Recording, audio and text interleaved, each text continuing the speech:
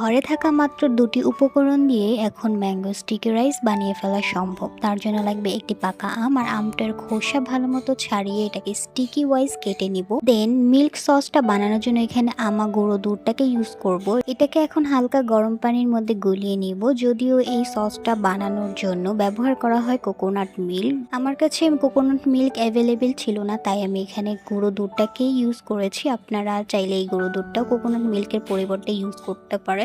এখন মিল্ক সসটা রেডি হয়ে গিয়েছে। এখন স্টিকি রাইসের পরিবর্তে আমি ঘরে থাকা রেগুলার রাইসটাকে ইউজ করব। আর এখানে কাপ শেপে সাজানোর জন্য একটা বাটির মধ্যে আমি কিছুক্ষণের জন্য রাইসটাকে হোল্ড করব। এখন একটা সার্ভিং প্লেটে সার্ভ করে নিব, যেভাবে স্টিকি রাইসটা সার্ভ করা থাকে। তো আজকের ভিডিওটা এই পর্যন্ত। তোমরা যদি বাসায় কেউ এরকম ম্যাঙ্গো স্টিকি রাইস ট্রাই করে থাকো, অবশ্যই আমাকে জানিও যে কেমন হয়েছিল। তো আমার ম্যাঙ্গো স্টিকি রাইস একদম ready. So that's all for today's video.